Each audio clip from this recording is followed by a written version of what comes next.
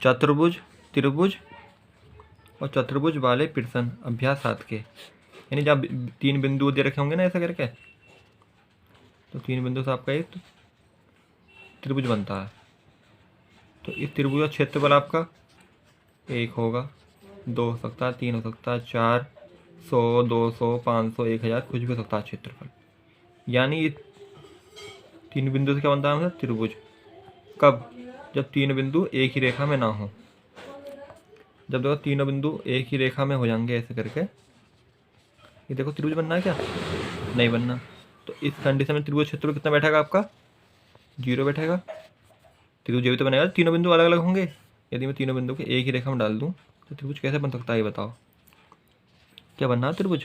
नहीं बनना ना। तो त्रिभुज जब नहीं बनेगा तो क्षेत्रफल 0 होगा। तो उसी बोलते से ही बोलते हैं सररेखी, यानी एक ही रेखा में होना।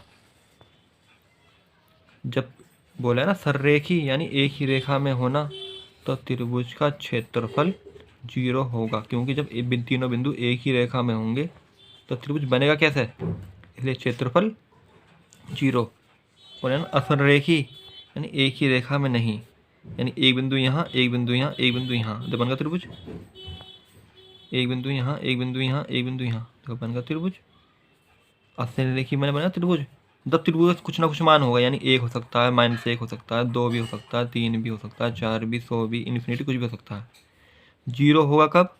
जब होगी सररेखी, यानी एक ही रेखा में होना। देखो सवाल में बोले ना सररेखी, सवाल बोला है कि 3 बिंदु दे रखे हों और तीनों बिंदु सररेखी हैं, तो त्रिभुज क्षेत्रफल कितना होगा भाई? तब 0 होगा। आग मिच के क्या लगाओगे? 0। सररेखी वाली कंडीशन में क्या लगाओगे? आग मिच के 0। हम देखते हैं त्रिभुज का क्षेत्रफल का फॉर्मूला क्या होता है। 1/2 पूरा कोष्टक बंद, पूरा कोष्टक बंद, x1/2/3 प्लस x2 यानी 2x2/3/1। उसके बाद में क्या? x3/1/2, 1 2 3, 2 3 1, 3 1 2, यानी पहले x1 x2 x3, x1 ले लिया, 2 3 बचा, x2 ले लिया, x2 बाद क्या आएगा? 3 और 1, x3 ले लिया, क्या आएगा? 1 और 2। त्रिभुज क्षेत्रफल को किसे इंडिकेट करते हैं हम? ऐसे त्रिभुज बनाकर फॉर्मूला उतार दिया। देखो यदि त्रिभुज का क्षेत्रफल सररेखी हो तो इसका मतलब है कि ये 3 रेखा बनेंगी, क्षेत्र तो त्रिभुज बनेगा ही नहीं, तो सररेखी होने पर क्षेत्रफल कितना बैठेगा तुम्हारा? 0। त्रिभुज का क्षेत्रफल 0 तब नहीं होता जब बिंदु हो असररेखी। कितने हो? असररेखी। अब देखो जैसे हमारे को ये चतुर्भुज दे दे, चतुर्भुज क्षेत्रफल पूछे, हमें ये बिंदु मालूम हो, ये बिंदु मालूम हो, ये बिंदु मालूम हो, ये बिंदु मालूम हो, बीच में तो काट दो, तो एक त्रिभुज तुम्हारा ये बन गया और एक त्रिभुज तुम्हारा ये बन गया। ये वाला फॉर्मूला लगाओ, इसका क्षेत्रफल निकालो, इसका क्षेत्रफल निकालो, दोनों को ऐड कर दो। क्या कर दो? ऐड। आपका आंसर नोटबुक पर आ जाएगा। ठीक है, यहाँ देखो, उस त्रिभुज का क्षेत्रफल ज्ञात करो जिसके शीर्षक ये और ये हों। देखो पहला शीर्षक कितना हमारा? 2 3, यानी x1/1 कितना आपका? 2 3। दूसरा शीर्षक कितना आपका? 1 0 -1 0 कितना? x2/2 कितना? -1 0। तीसरा शीर्षक क्या है इसका? 2 4, यानी सी का मान कितना आपका? -2 और 4। x1/1 का मान मालूम हो गए, x2/2 का मान मालूम हो गए, x3/3 का मान मालूम हो गए। त्रिभुज का क्षेत्रफल निकालना है, फॉर्मूला लगाओ। लगा दिया फॉर्मूला। बताओ x1 कितना आपका? 2 लिख दिया, बाई 2 कितना आपका? 0/3 कितना? -4, तो माइनस में यहाँ पर माइनस लगाऊंगा तो माइनस माइनस +4 हो गया। x2 कितना आपका? -1/3 कितना आपका? -4/1 कितना आपका? 3, माइनस पहले से ये तो 3 ही आएगा। x2 कितना आपका? 2/1 कितना आपका? 3/2 कितना? 0। देखो 1/2 लिखा है ऐसे ही, 2 लिखा है ऐसे ही, 0 + 4 यानी 4, -1 है -3 और -4 -3, ये -1 गुणा -7 माइनस माइनस प्लस 1 गुणा 7, 3 में से 0 के 3 बचेंगे, 2 चौक 8, 1 सत्ते 7, 2 छक्का 6, 7 और 6 13, 13 और 8 21, बटे में 2 है ही 21 का 2 से भाग दो 21 में दिया आएगा। ध्यान देना भाग कैसे देते हैं। 2 एकम 2 उतारा 1, न जाने की 0, पॉइंट लगाया 0 बढ़ाई, 2 पंजे 10। आपका ये आंसर यहाँ लिखना इकाई।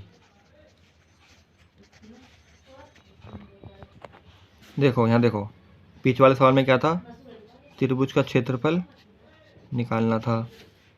यहाँ पर त्रिभुज क्षेत्रफल दे रखा है, कितना दे रखा है 0। उसने सरलरेखी बोल दिया, तो अपना भी हम सोच लेंगे कितना क्षेत्रफल है 0। हमें के का मान निकालना है।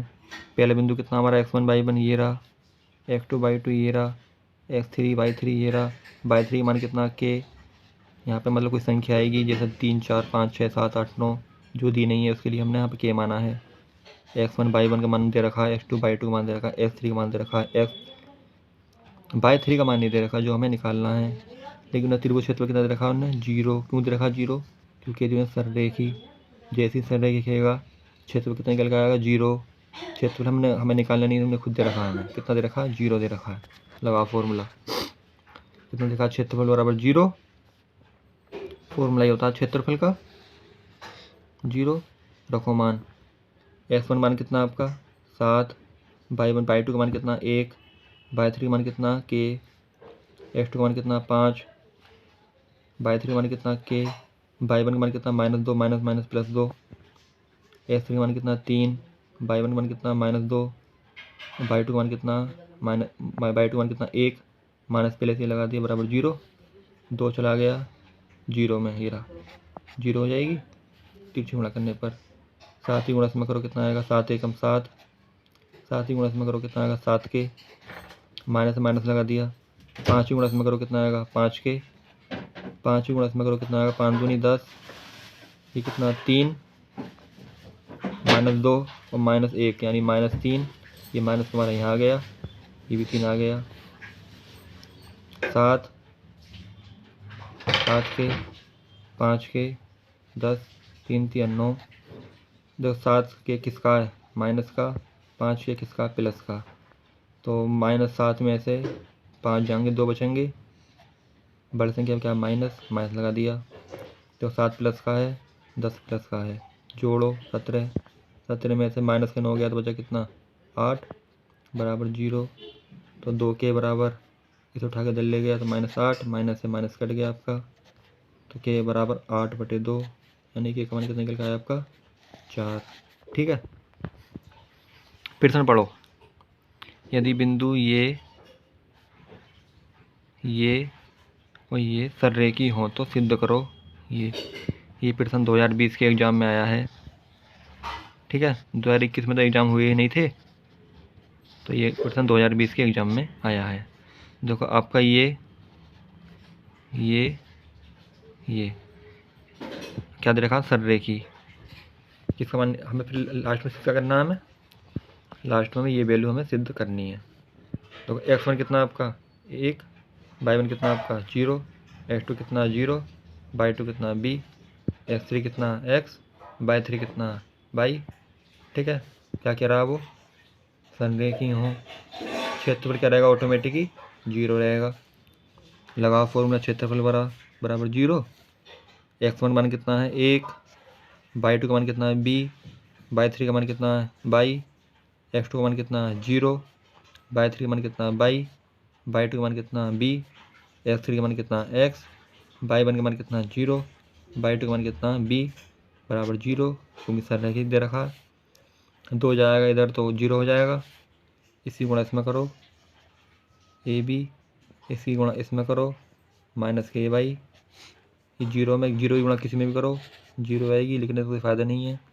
इसी गुणा इसमें करो 0 आएगी, इसी गुणा इसमें करो, ये आया बराबर 0। ए वाई और एक्स बी को उठा के मैं इधर ले गया, ए भी मैंने ही रहने दिया। तो मैं पहले इसको लिख लेता हूँ, बाद में मैंने इसको लिखा, इसको मैं बटे में ले आया दोनों के, इधर गुणा में वैसा एक ही रहता है, यहाँ पे एक बचा। इसको मैंने पहले इसके बटे कर दिया, इसको मैंने इसके बटे कर दिया, बराबर एक, ए से ए काट दिया, बाई बटे बी से बी काट दिया, एक्स बटे ए, बराबर प्रूफ हो गया। तो इसको पहले लिख लो, इसको बाद में लिख लो, कोई दिक्कत नहीं होनी चाहिए। ये हमारा प्रूफ सवाल हो गया। कुछ समझ में नहीं आया तो कल पूछ लेना, ठीक है, कमेंट में लिख देना, मैं कल बता दूंगा।